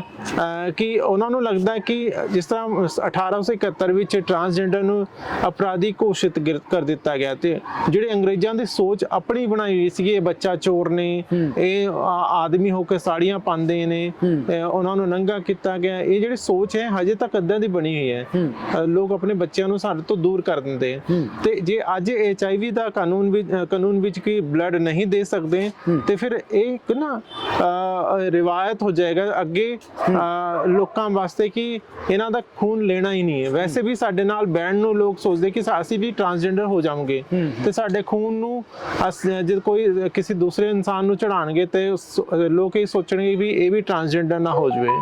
ਸੋ ਇਹ ਜਿਹੜੀ ਸੋਚਾਂ ਹੈ, ਜਿਹੜਾ ਅੰਧ ਵਿਸ਼ਵਾਸ ਨੇ, ਇਹਨਾਂ ਨੂੰ ਤੋੜਨਾ ਚਾਹੀਦਾ। ਕਿ ਦੂਸਰੀ ਗੱਲ ਜਿਵੇਂ ਅਸੀਂ ਗੱਲ ਕਰ ਰਹੇ ਸੀ ਕਿ ਵੀ ਟੈਸਟਿੰਗ ਵਧਾਉਣੀ ਚਾਹੀਦੀ, ਸਕਰੀਨਿੰਗ ਹੋਣੀ ਚਾਹੀਦੀ। ਬਾਕੀ ਲੋਕਾਂ ਦੇ ਵੀ ਬਲੱਡ ਜਦੋਂ ਅਸੀਂ ਲੈਂਦੇ ਆ ਤੇ ਉਹ ਸਕਰੀਨਿੰਗ ਹੁੰਦੀ ਹੈ, 5-6 ਜਿਹੜੇ ਟੈਸਟ ਹੁੰਦੇ ਨੇ, ਉਹ ਜਦੋਂ ਟੈਸਟ ਹੋਣਗੇ ਉਸ ਤੋਂ ਬਾਅਦ ਹੀ ਉਹ ਕਲੀਅਰ ਹੁੰਦਾ ਕਿ ਇਹ ਵਾਲਾ ਬਲੱਡ ਕਿਸੇ ਹੋਰ ਨੂੰ ਚੜਾਇਆ ਜਾਏਗਾ ਕਿ ਨਹੀਂ। ਉਸੇ ਤਰ੍ਹਾਂ ਜੀ ਨਾਲ ਜਦੋਂ ਸਰਕਾਰ ਜਾਂ ਮੰਤਰਾਲੇ ਨੇ ਇਹ ਟਿੱਪਣੀ ਕੀਤੀ ਹੈ ਕਿ ਹਾਈ ਰਿਸਕ ਕੈਟਾਗਰੀ ਹੈ, ਇਸ ਕਰਕੇ ਅਸੀਂ ਰੋਕ ਲਾ ਰਹੇ ਹਾਂ, ਨਾਲ ਉਹਨਾਂ ਨੇ ਬਕਾਇਦਾ ਇਹ ਗੱਲ ਵੀ ਆਖੀ ਹੈ ਕਿ ਸਾਡੇ ਐਕਸਪਰਟਸ ਨੇ ਜਿਹੜੇ ਸਾਇੰਸ ਦੇ ਵਿੱਚ, ਸਾਇੰਟਿਫਿਕ ਫੀਲਡ ਦੇ ਵਿੱਚ ਕੰਮ ਕਰ ਰਹੇ ਨੇ, ਮੈਡੀਕਲ ਫੀਲਡਸ ਦੇ ਵਿੱਚ ਕੰਮ ਕਰ ਰਹੇ ਨੇ, ਉਹਨਾਂ ਦਾ ਇਹ ਮੰਨਣਾ ਹੈ, ਕੁਝ ਸਟੱਡੀਜ਼ ਨੇ, ਕੁਝ ਡੇਟਾ ਹੈ ਉਹਨਾਂ ਦੇ ਕੋਲ ਜਿਹੜੇ ਸਰਵੇ ਹੋਏ ਨੇ ਵੀ ਇਹ ਹਾਈ ਰਿਸਕ ਕਮਿਊਨਿਟੀ, ਇਸ ਕਰਕੇ ਅਸੀਂ ਇਹ ਰੋਕ ਲਾਈ ਹੈ ਤਾਂ ਕਿ ਉਹ ਜੋ ਇੱਕ ਤਰੀਕੇ ਆਪਾਂ ਕਹਿ ਲਈਏ ਕਿ ਪੜ੍ਹੇ ਲਿਖੇ ਲੋਕ ਨੇ, ਸਾਇੰਟਿਫਿਕ ਫੀਲਡ ਦੇ ਲੋਕ ਨੇ, ਮੈਡੀਕਲ ਫੀਲਡ ਦੇ ਲੋਕ ਨੇ, ਕਿ ਉਹ ਇਹ ਸੋਸ਼ਲ ਸਟਿਗਮਾ ਜਾਂ ਇਸ ਦਾ ਆਉਣ ਵਾਲਾ ਘਾਟਾ ਦੇਖ ਨਹੀਂ ਪਾ ਰਹੇ। ਦੇਖੋ, ਡਾਟਾ ਦਾ ਤਾਂ ਤੁਸੀਂ ਹਿਸਾਬ ਕਿਤਾਬ ਹੀ ਮੈਨੂੰ ਤਾਂ ਕੁਝ ਚੰਗਾ ਨਹੀਂ ਲੱਗਦਾ ਹੈਗਾ। ਜਦੋਂ ਡਾਟਾ ਹੈ ਹੀ ਨਹੀਂ ਟਰਾਂਸਜੈਂਡਰ ਦਾ ਜਾਂ ਹੋਰ ਕਮਿਊਨਿਟੀ ਦਾ, ਜਦੋਂ ਲੋਕਾਂ ਨੂੰ ਪਤਾ ਹੀ ਨਹੀਂ ਕਿੰਨਾ ਕੁ ਡਾਟਾ ਹੈ, ਜਿਹੜੇ ਸਾਨੂੰ ਦਿਸਦੇ ਨੇ ਅਸੀਂ ਉਹਨਾਂ ਦਾ ਹੀ ਡਾਟਾ ਸਮਝ ਲੈਂਦੇ ਹੈ ਨਾ। ਹੁਣ ਸਰਕਾਰ ਜਦੋਂ ਚੰਡੀਗੜ੍ਹ ਵਿੱਚ ਟਰਾਂਸਜੈਂਡਰ ਵੈਲਫੇਅਰ ਬੋਰਡ ਹੈ ਜਾਂ ਹੋਰ ਵੀ ਸਾਨੂੰ ਕਹਿੰਦੇ ਤੁਸੀਂ ਲੋਕਾਂ ਨੂੰ ਇਕੱਠਾ ਕਰੋ, ਜੋੜੋ ਵੈਲਫੇਅਰ ਸਕੀਮਸ ਨਾਲ, ਜਾਂ ਕਿੰਨੇ ਕੇ ਲੋਕ ਹੈ ਸਾਨੂੰ ਪੁੱਛਦੇ ਕਿੰਨੇ ਲੋਕ ਨੇ। ਜੇ ਸਰਕਾਰ ਨੂੰ ਨਹੀਂ ਪਤਾ ਹੈਗਾ ਜਾਂ ਸਾਨੂੰ ਵੀ ਨਹੀਂ ਪਤਾ, ਮੈਨੂੰ ਤਾਂ 50 ਲੋਕ ਜਾਣ ਸਕਦੇ, ਜ਼ਿਆਦਾ ਜ਼ਿਆਦਾ ਮੇਰੇ ਕੰਟੈਕਟ 'ਚ 50 ਲੋਕ ਹੋਣਗੇ, ਲੇਕਿਨ ਸਿਰਫ 50 ਲੋਕ ਹੀ ਚੰਡੀਗੜ੍ਹ ਵਿੱਚ ਤਾਂ ਨਹੀਂ ਹੈ ਨਾ ਟਰਾਂਸਜੈਂਡਰ। ਉਸਦਾ ਤਾਂ 500 ਲੋਕ ਹੋਣ ਜਾਂ 5000 ਹੋਣ, ਜਦ ਤੱਕ ਮੈਪਿੰਗ ਹੀ ਨਹੀਂ ਹੋਈ ਹੈ ਨਾ, ਉਹਨਾਂ ਦੀ ਜਨਗਣਨਾ ਹੀ ਨਹੀਂ ਹੋਈ। ਹੁਣ ਲੋਕ ਆਧਾਰ ਕਾਰਡ ਜਿਹੜਾ ਹੈ ਉਹ ਬਣਾ ਨਹੀਂ ਸਕਦੇ ਜਾਂ ਉਹਨਾਂ ਨੂੰ ਦਿੱਕਤਾਂ ਆਉਂਦੀਆਂ। TG ਸਰਟੀਫਿਕੇਟ ਹੈ, ਟਰਾਂਸਜੈਂਡਰ ਦਾ ਇੱਕ ਸਰਟੀਫਿਕੇਟ ਮਿਲਦਾ, ਆਈਡੈਂਟੀਟੀ ਕਾਰਡ, ਉਹ SDM ਦਿੰਦਾ ਹੈ। ਉਸ ਨੂੰ ਲੈਣ ਵਾਸਤੇ ਹੀ ਬੜੀ ਮੁਸ਼ਕਿਲਾਤ ਨੇ ਕਿ ਉਹਦੀ ਪੁਲਿਸ ਵੈਰੀਫਿਕੇਸ਼ਨ ਹੋਏਗੀ, ਘਰ ਜਾਣਗੇ ਪੁਲਿਸ ਤੇ ਠੀਕ ਹੈ ਅਸੀਂ ਮੰਨਦੇ, ਚਲੋ ਠੀਕ ਹੈ ਪੁਲਿਸ ਆਏ ਘਰ ਸਾਨੂੰ ਪੁੱਛਣ ਵੀ ਤੁਸੀਂ ਟਰਾਂਸਜੈਂਡਰ ਹੋ, ਵੈਸੇ ਉਹ ਹੋਣਦੇ ਕੌਣ ਹੈ ਸਾਨੂੰ ਪੁੱਛਣ ਵਾਲੇ, ਤੁਸੀਂ ਟਰਾਂਸਜੈਂਡਰ ਹੈ ਕਿ ਨਹੀਂ ਹੈ। ਅਸੀਂ ਉਹਨਾਂ ਨੂੰ ਤਾਂ ਪੁੱਛਣ ਨਹੀਂ ਕਿ ਤੁਸੀਂ ਆਦਮੀ ਹੋ ਕਿ ਨਹੀਂ, ਤੇ ਉਹ ਸਾਨੂੰ ਐਂ ਕਹਿੰਦੇ ਨੇ ਕਿ ਕਈ ਵਾਰ ਇਸ ਕਮਿਊਨਿਟੀ ਦੇ ਵਿੱਚ ਜਾਂ ਹੋਰ ਕਈ ਜੋ ਕਮਿਊਨਿਟੀ ਤੋਂ ਬਾਹਰ ਦੇ ਲੋਕ ਵੀ ਹੁੰਦੇ ਨੇ, ਇਹ ਭੇਸ ਧਾਰ ਕੇ ਤਾਂ ਕਈ ਗੈਰ ਕਾਨੂੰਨੀ ਗਤੀਵਿਧੀਆਂ ਕਰ ਜਾਂਦੇ ਨੇ, ਇਸ ਕਰਕੇ ਸਾਨੂੰ ਇਹ ਸਭ ਕੁਝ ਕਰਨਾ ਪੈਂਦਾ। ਇਸ ਤੋਂ ਜ਼ਿਆਦਾ ਗੈਰ ਕਾਨੂੰਨੀ ਕੰਮ ਤਾਂ ਦੂਸਰੇ ਲੋਕ ਕਰਦੇ ਨੇ ਹੈ ਨਾ, ਇਸ ਕਮਿਊਨਿਟੀ 'ਚ ਤਾਂ ਬਹੁਤ ਹੀ ਘੱਟ ਨੇ। ਤੇ ਦੂਸਰੀ ਗੱਲ, ਮੈਂ TG ਸਰਟੀਫਿਕੇਟ ਦੀ ਕੱਪੜੇ ਪਾ ਕੇ ਗੈਰ ਕਾਨੂੰਨੀ ਕੰਮ ਕਰਨਾ ਹੋਰ ਗੱਲ ਹੈ, ਲੇਕਿਨ ਆਪਣੀ ਪਹਿਚਾਣ ਨੂੰ ਸਰਕਾਰ ਕੋਲੋਂ ਮੰਗਣਾ ਉਹ ਦੂਸਰੀ ਗੱਲ ਹੈ। ਉਹਦੇ ਵਿੱਚ ਤੁਸੀਂ ਐਨਰੋਲ ਹੋ ਜਾਓਗੇ। ਮੈਂ ਮੇਰੇ ਕੋਲ TG ਸਰਟੀਫਿਕੇਟ ਹੈਗਾ, ਮੈਂ ਐਨਰੋਲਡ ਹਾਂ, ਠੀਕ ਹੈ ਨਾ, ਚੰਡੀਗੜ੍ਹ ਗਵਰਨਮੈਂਟ ਵਿੱਚ ਦੇ ਜਾਂ ਮਿਨਿਸਟਰੀ ਆਫ ਸੋਸ਼ਲ ਜਸਟਿਸ ਵਿੱਚ ਮੈਂ ਅਪਲਾਈ ਕੀਤਾ ਹੈ ਤੇ ਮੇਰੇ ਘਰ ਪੁਲਿਸ ਆਈ ਹੈ, 2 ਲੋਕਾਂ ਦੇ ਸਾਈਨ ਹੋਏ ਹੈ। ਹਾਲਾਂਕਿ ਇਹ ਟਰਾਂਸਜੈਂਡਰ ਬਿੱਲ ਜਿਹੜਾ ਹੈ ਜਾਂ ਉਹਦੇ ਰੂਲਸ ਵਿੱਚ ਇਹ ਹੈ ਨਹੀਂ ਵੀ ਪੁਲਿਸ ਵੈਰੀਫਿਕੇਸ਼ਨ ਹੋਏਗੀ, ਇਹ ਸਾਰਾ ਆਨਲਾਈਨ ਪ੍ਰੋਸੈਸ ਹੈ। ਸੋ ਮੇਰਾ ਕਹਿਣ ਦਾ ਮਤਲਬ ਹੈ ਕਿ ਅਸੀਂ HIV AIDS ਦੀ ਗੱਲ ਕਰ ਰਹੇ, ਜਿਹੜਾ ਇਹ ਇਦਾਂ ਦਾ ਟੈਬੂਸ ਕ੍ਰੀਏਟ ਕੀਤੇ ਜਾ ਰਹੇ ਹਨ ਨਵੇਂ ਆਪਣੇ ਆਪ ਹੀ, ਆਪਣੇ ਫਤੂਰ ਜਿਹੜਾ ਦਿਮਾਗੀ ਫਤੂਰ ਹੈ ਕਿ HIV ਪ੍ਰੈਵਲੈਂਸ ਹੋ ਸਕਦਾ, ਇਹਨਾਂ ਦੇ ਵਿੱਚ HIV ਹੋ ਸਕਦਾ ਹੈ, ਤੇ ਤੁਸੀਂ ART ਜੇ ਐਂਟੀ ਰੈਟਰੋਵਾਇਰਲ ਥੈਰੇਪੀ ਹੁੰਦੀ ਜਿੱਥੇ PGI ਜਾਂ ਹੋਰ ਵੀ ਹਸਪੀਟਲ 'ਤੇ ਤੁਸੀਂ ਡਾਟਾ ਕੱਢ ਲਓ ਵੀ ਉਹਦੇ ਵਿੱਚ ਕਿਹਦਾ ਡਾਟਾ ਸਭ ਤੋਂ ਜ਼ਿਆਦਾ ਹੈ। ਪਰ ਇਹ ਜੋ ਲੋਕ ਨੀਤੀਆਂ ਬਣਾ ਰਹੇ ਨੇ ਉੱਪਰ ਬੈਠੇ, ਜੋ ਪਾਲਿਸੀਜ਼ ਤਿਆਰ ਕਰ ਰਹੇ ਨੇ ਜਾਂ ਜੋ ਇਹ ਗਾਈਡਲਾਈਨਸ ਦੇ ਰਹੇ ਨੇ, ਇਹ ਸੁਪਰੀਮ ਕੋਰਟ ਦੇ ਵਿੱਚ ਉਹਨਾਂ ਨੇ ਆਪਣਾ ਪੱਖ ਰੱਖਿਆ। ਤਾਂ ਗਾਈਡਲਾਈਨਸ ਤਾਂ 2017 ਦੀਆਂ ਨੇ, ਟਰਾਂਸਜੈਂਡਰ ਕਮਿਊਨਿਟੀ ਵੱਲੋਂ ਚੈਲੰਜ ਕੀਤਾ ਜਾਂਦਾ, ਤਾਂ ਹੁਣ ਇਹ ਮਿਨਿਸਟਰੀ ਵੱਲੋਂ ਆਪਣਾ ਪੱਖ ਰੱਖਿਆ ਗਿਆ। ਤਾਂ ਜੇਕਰ ਇਹ ਲੋਕ ਜਿਨ੍ਹਾਂ ਨੂੰ ਆਪਾਂ ਸਫੇਦ ਪੋਸ਼ ਕਹਿ ਲਈਏ ਜਾਂ ਜੋ ਜ਼ਿੰਮੇਵਾਰ ਬਣਾਏ ਗਏ ਨੇ ਕਮਿਊਨਿਟੀ ਦੇ ਕਿ ਉਹ ਫੈਸਲਾ ਲੈਣਗੇ, ਤਾਂ ਕੀ ਤੁਹਾਨੂੰ ਲੱਗਦਾ ਹੈ ਕਿ ਇਹ ਕਿਤੇ ਨਾ ਕਿਤੇ, ਜਿਵੇਂ ਤੁਸੀਂ ਕਿਹਾ ਕਿ ਅੱਜ ਇਹ ਖੂਨਦਾਨ ਰੋਕਣਗੇ, ਕੱਲ ਨੂੰ ਕੋਈ ਹੋਰ ਹਵਾ ਬਣ ਜਾਊਗਾ, ਤਾਂ ਕੀ ਹੁਣ ਵੀ ਉਹ ਚੀਜ਼ ਬਣੀ ਹੋਈ ਹੈ ਜੋ ਪਿੱਛੇ ਪਹਿਲਾਂ ਰਵਾਇਤਾਂ ਚੱਲੀਆਂ ਸੀ, ਕੀ ਇਹ ਫੈਸਲਾ ਬਣਾਉਣ ਵਾਲਿਆਂ ਦੇ ਸਬਕੌਂਸ਼ੀਅਸ ਮਾਈਂਡ ਦੇ ਵਿੱਚ ਕੁਝ ਟਰਾਂਸਜੈਂਡਰ ਕਮਿਊਨਿਟੀ ਜਾਂ ਇਹਨਾਂ ਕਮਿਊਨਿਟੀਜ਼ ਦੇ ਖਿਲਾਫ ਹੈ ਕੋਈ ਗੱਲ, ਜੋ ਸ਼ਾਇਦ ਉਹ ਸਬਕੌਂਸ਼ੀਅਸਲੀ ਅਜਿਹੀਆਂ ਨੀਤੀਆਂ ਬਣਾਉਂਦੇ ਨੇ, ਜਾਂ ਕੋਈ ਹੋਰ ਕਾਰਨ ਸਮਝਦੇ ਹੋ ਟਾਰਗੇਟ ਕੀਤਾ ਜਾ ਰਿਹਾ? ਕਾਰਨ ਕੀ ਹੈ? ਦੇਖੋ ਜਿਹੜਾ ਪਹਿਲੇ ਵੀ ਜਦੋਂ ਬਿੱਲ ਪਾਸ ਹੋ ਰਿਹਾ ਸੀ ਟਰਾਂਸਜੈਂਡਰ ਪ੍ਰੋਟੈਕਸ਼ਨ ਬਿੱਲ, ਉਹਦੇ ਵਿੱਚ ਬਹੁਤ ਸਾਰੀ ਕਮੀਆਂ ਸੀਗੀਆਂ, ਬਹੁਤ ਸਾਰੇ ਪ੍ਰੋਬਲਮ ਸਕਰੀਨਿੰਗ ਦਾ ਸੀਗਾ ਉਹਦੇ ਵਿੱਚ, ਕਿ ਜਿੱਦਾਂ ਤੁਸੀਂ ਕਿਹਾ ਕਿ ਪਤਾ ਨਹੀਂ ਨਕਲੀ ਅਸਲੀ ਹੋਣਗੇ, ਉਹਦੇ ਵਿੱਚ ਲਿਖਿਆ ਸੀਗਾ ਕਿ ਸਕਰੀਨਿੰਗ ਹੋਏਗੀ, ਮੈਡੀਕਲ ਚੈੱਕਅਪ ਹੋਏਗਾ, ਕਿ ਬਟ ਜੈਂਡਰ ਤਾਂ it is not in between of two legs, it is in between of 2 ears, 2 ਕੰਨਾਂ ਦੇ ਵਿੱਚ, ਦਿਮਾਗ ਵਿੱਚ ਹੈ ਜੈਂਡਰ, ਹੈ ਨਾ। ਸੈਕਸ ਜਿਹੜਾ ਹੈ ਉਹ ਅੰਡਰਵੇਅਰ ਵਿੱਚ ਹੈ। ਸੋ ਅਸੀਂ ਜੈਂਡਰ ਨੂੰ ਕਦੇ ਵੀ ਅੰਡਰਵੇਅਰ 'ਚ ਖੋਜ ਹੀ ਨਹੀਂ ਸਕਦੇ। ਤੁਸੀਂ ਆਪਣੇ ਆਪ ਨੂੰ ਆਦਮੀ ਮੰਨਦੇ ਹੋ, ਕੋਈ ਆਪਣੇ ਆਪ ਨੂੰ ਔਰਤ ਮੰਨਦੇ, ਮੈਂ ਆਪਣੇ ਆਪ ਨੂੰ ਟਰਾਂਸਜੈਂਡਰ ਮੰਨਦੀ ਹਾਂ, ਉਹ ਇੱਥੋਂ ਮੰਨਦੇ ਆ, ਠੀਕ ਹੈ ਨਾ। ਸੋ ਇਹ ਜਿਹੜੀ ਚੀਜ਼ਾਂ ਫਿਰ ਬਾਅਦ 'ਚ ਮੈਡੀਕਲ ਸਾਇੰਸ ਨਹੀਂ, ਸਾਈਕੈਟ੍ਰਿਸਟ ਜਿਹੜੀ ਸਾਈਕੋਲੋਜੀਕਲ ਐਸੋਸੀਏਸ਼ਨ ਜਾਂ ਪੂਰਾ ਮੈਡੀਕਲ ਸਮਾਜ ਨੇ ਵੀ ਇਹ ਮੰਨਿਆ ਕਿ ਜੈਂਡਰ ਜਿਹੜਾ ਹੈ ਉਹ 2 ਲੈਗਸ ਵਿੱਚ ਨਹੀਂ ਹੈ। ਉਸੇ ਤਰ੍ਹਾਂ ਮੈਡੀਕਲ ਜਿਹੜੇ ਪ੍ਰੋਫੈਸ਼ਨ ਵਿੱਚ ਜਿਹੜੇ ਹੁਣ ਹੈਗੇ ਐਕਸਪਰਟ, ਜਿਨ੍ਹਾਂ ਸਾਰੇ ਲੋਕ ਤਾਂ ਇਹ ਨਹੀਂ ਕਹਿੰਦੇ ਜਿਹੜੇ ਮੈਡੀਕਲ ਐਕਸਪਰਟਸ ਨੇ, ਕੁਝ ਲੋਕ ਹੋ ਸਕਦੇ ਜਿਹੜੇ ਬਾਈ ਚਾਂਸ ਜਾਂ ਸਾਡੀ ਕਿਸਮਤ ਬਦਕਿਸਮਤ ਹੋਏਗੀ ਵੀ ਉਹਦੇ ਵਿੱਚ ਉਹ ਲੋਕ ਚਲੇਗੇ ਜਿਨ੍ਹਾਂ ਦੇ ਪਹਿਲੇ ਹੀ ਸਟੀਰੀਓਟਾਈਪ ਨੇ, ਉਹਨਾਂ ਦੀ ਪਹਿਲੀ ਸੋਚ ਇਦਾਂ ਦੀ ਕਿ ਇਹ ਲੋਕ ਇਦਾਂ ਦੇ ਹੁੰਦੇ, ਸੈਕਸ ਵਰਕ, ਕਿਉਂਕਿ ਬਹੁਤ ਸਾਰੀ ਸਟੋਰੀਆਂ ਜਿਹੜੀਆਂ ਨਾ ਰੂਮਰਸ ਦੇਣੇ ਆ, ਕਿਉਂਕਿ ਸੋਸ਼ਲ ਮੀਡੀਆ ਤੇ ਕਈ ਵਾਰ ਵੀਡੀਓਜ਼ ਵੀ ਆ ਜਾਂਦੀਆਂ ਕਿ ਤਾੜੀਆਂ ਵਜਾ ਵਜਾ ਕੇ ਕਈ ਵਾਰ ਪੁਲਿਸ ਵਾਲੇ ਕੁੱਟੇ ਗਏ ਆ, ਬਾਜ਼ਾਰ ਦੇ ਵਿੱਚ ਸੈਕਸ ਵਰਕ ਦੀ ਗੱਲ ਕੀਤੀ ਜਾਂਦੀ ਹੈ, ਫਿਰ ਕਿਹਾ ਜਾਂਦਾ ਹੈ ਕਿ ਏਰੀਏ ਦੇ ਵਿੱਚ ਇੱਕ ਖਾਸ ਏਰੀਏ ਵੰਡੇ ਹੁੰਦੇ ਨੇ, ਵੱਖ-ਵੱਖ ਧੜੇ ਬਣੇ ਹੋਏ ਨੇ ਟਰਾਂਸਜੈਂਡਰ ਕਮਿਊਨਿਟੀ ਦੇ, ਉਹ ਆਪਸ ਦੇ ਵਿੱਚ ਕਤਲ ਤੱਕ ਕਰ ਦਿੰਦੇ ਨੇ ਪੈਸੇ ਪਿੱਛੇ, ਇਹ ਸਭ ਕੁਝ ਵੀ ਹੈ, ਇਹ ਸੱਚ ਹੈ? ਪਰ ਮੈਂ ਦੇਖੋ ਉਹ ਚੀਜ਼ਾਂ ਹਰ ਇੱਕ ਜਗ੍ਹਾ ਸਮਾਜ ਵਿੱਚ ਹਰ ਚੀਜ਼ਾਂ ਹੁੰਦੀਆਂ ਨੇ, ਲੇਕਿਨ ਮੈਂ ਕਹਿ ਰਹੀ ਕਿ ਜਿਹੜੀ HIV ਦੀ ਸਪੋਜ਼ ਇਹ ਮੰਨਦੇ ਵੀ ਹੈ ਤਾਂ ਵੀ ਸਕਰੀਨਿੰਗ ਤਾਂ ਹੋ ਸਕਦੀ ਹੈ ਨਾ। ਮੇਰਾ ਬਲੱਡ ਜਦੋਂ ਤੁਸੀਂ ਲਓਗੇ ਜਾਂ ਕਿਸੇ ਦਾ ਵੀ ਤੁਸੀਂ ਵੀ ਬਲੱਡ ਡੋਨੇਟ ਕਰਦੇ ਹੋਣੇ ਜਾਂ ਹੋਰ ਵੀ ਕੋਈ ਕਰਦਾ, ਤਾਂ ਇੱਕਦਮ ਅਸੀਂ ਚੜਾ ਤਾਂ ਨਹੀਂ ਦਿੰਦੇ ਨਾ ਦੂਸਰੇ ਇਨਸਾਨ ਨੂੰ, ਪਹਿਲੇ ਸਕਰੀਨਿੰਗ ਹੁੰਦੀ ਉਹਦੀ, ਬਿਨਾਂ ਸਕਰੀਨਿੰਗ ਤਾਂ ਉਹ ਬਲੱਡ ਚੜ ਹੀ ਨਹੀਂ ਸਕਦਾ ਹੈਗਾ, ਹੈ ਨਾ। PGI 'ਚ ਬਲੱਡ ਬੈਂਕ ਹੈਗਾ, ਹੋਰ ਜਗ੍ਹਾ ਵੀ ਬਲੱਡ ਬੈਂਕ ਹੈ, ਉਹ ਸਾਰਾ ਖੂਨ ਇੱਕ ਜਗ੍ਹਾ ਇਕੱਠਾ ਥੋੜੀ ਕਰਦੇ ਆ, ਉਹਦੀ ਸਕਰੀਨਿੰਗ ਹੁੰਦੀ ਹੈ, ਉਸ ਪਹੁੰਚ ਦਾ ਉਹਨੂੰ ਬੜੀ ਨਿਗਰਾਨੀ 'ਚ ਰੱਖਿਆ ਜਾਂਦਾ ਹੈ ਕਿ ਇਹਦੇ ਵਿੱਚ ਕੋਈ ਵਾਇਰਸ ਜਾਂ ਕਿਸੇ ਤਰੀਕੇ ਦੀ ਕੋਈ ਬਿਮਾਰੀ, ਸੈਕਸ਼ੂਅਲ ਜਿਹੜਾ ਟ੍ਰਾਂਸਮਿਟਡ ਇਨਫੈਕਸ਼ਨ ਨਾ ਹੋਵੇ, STI ਦੀ ਹਰ ਇੱਕ ਤਰ੍ਹਾਂ ਦੀ ਬਿਮਾਰੀਆਂ, 12 ਕਿਸਮ ਦੀ STIs ਹੈ, HIV ਦਾ ਵਾਇਰਸ ਵੀ ਹੈਗਾ, ਹੋਰ ਤਰ੍ਹਾਂ ਦੇ ਬਿਮਾਰੀਆਂ ਵੀ ਜਿਹੜੇ ਉਹ ਦੂਸਰੇ ਇਨਸਾਨ ਨੂੰ ਨਾ ਚਲੇ ਜਾਏ। ਧਨੰਜੇ ਜੀ, ਇਹ ਤੁਹਾਨੂੰ ਇਹ ਗੱਲਾਂ ਪਤਾ ਕਿਉਂਕਿ ਤੁਸੀਂ ਟਰਾਂਸਜੈਂਡਰ ਕਮਿਊਨਿਟੀ ਦੀ ਸਿੱਖਿਆ ਵਾਸਤੇ, ਪੜ੍ਹਾਈ ਵਾਸਤੇ ਸੰਘਰਸ਼ ਕੀਤਾ, ਖੁਦ ਤੁਸੀਂ ਪੰਜਾਬ ਯੂਨੀਵਰਸਿਟੀ ਤੋਂ ਪੜ੍ਹੇ ਹੋ, ਤੁਸੀਂ ਕੈਨੇਡੀਅਨ PM ਜਸਟਿਨ ਟਰੂਡੋ ਉਹਨਾਂ ਦੇ ਨਾਲ ਬੈਠ ਕੇ ਖਾਣਾ ਖਾ ਕੇ ਆਏ ਹੋ, ਇੱਕ ਡੈਲੀਗੇਸ਼ਨ ਵਜੋਂ ਮਿਲ ਕੇ ਆਏ ਹੋ, ਤੁਹਾਡਾ ਸਫ਼ਰ ਲੰਬਾ ਹੋ ਗਿਆ, ਪਰ ਤੁਸੀਂ ਇੱਕ ਗੱਲ ਕੀਤੀ, ਕਿਹਾ ਕਿ ਜੋ ਜੈਂਡਰ ਹੈ ਉਹ 2 ਕੰਨਾਂ ਦੇ ਵਿਚਕਾਰ ਹੈ। ਤਾਂ ਕੀ ਤੁਹਾਨੂੰ ਕਦੋਂ ਪਤਾ ਲੱਗਿਆ ਕਿ ਤੁਸੀਂ ਸਭ ਨਾਲੋਂ ਵੱਖ ਹੋ? ਤੇ ਤੁਸੀਂ ਕਿਹਾ ਕਿ ਕੋਈ ਵੀ ਸ਼ਖਸ ਖੁਦ ਚੁਣਦਾ ਹੈ ਕਿ ਉਹ ਮਰਦ ਹੈ, ਔਰਤ ਹੈ ਜਾਂ ਉਹ ਟਰਾਂਸਜੈਂਡਰ ਹੈ, ਤੁਸੀਂ ਕਦੋਂ ਚੁਣਿਆ? ਤੁਹਾਨੂੰ ਸਭ ਤੋਂ ਪਹਿਲਾਂ ਕਦੋਂ ਪਤਾ ਲੱਗਿਆ? ਤੇ ਫਿਰ ਸੰਘਰਸ਼ ਕੀ ਸੀ ਜੋ ਅੱਜ ਤੁਸੀਂ ਹੋ, ਉਸ ਦੇ ਪਿੱਛੇ ਕੀ ਸੰਘਰਸ਼ ਰਿਹਾ, ਕੀ ਕੁਝ ਦੇਖਣਾ ਪਿਆ? ਇਹ ਤਾਂ ਬੜਾ ਅਜੀਬ ਕੁਐਸਚਨ ਹੈ, ਮਤਲਬ ਮੈਂ ਤੁਹਾਨੂੰ ਹੀ ਪੁੱਛਦੀ ਆ ਕਿ ਤੁਹਾਨੂੰ ਕਦੋਂ ਪਤਾ ਲੱਗਾ ਤੁਸੀਂ ਆਦਮੀ ਹੋ, ਜਾਂ ਕੀ ਤੁਸੀਂ ਮੈਨੂੰ ਦੱਸੋਗੇ ਵੀ ਤੁਹਾਨੂੰ ਮੈਂ ਜੇ ਪੁੱਛਾਂ ਇਸ ਸਵਾਲ ਕਿ ਤੁਹਾਨੂੰ ਕਦੋਂ ਪਤਾ ਲੱਗਾ ਤੁਸੀਂ ਆਦਮੀ ਹੋ, ਤੁਹਾਨੂੰ ਯਾਦ ਹੈ?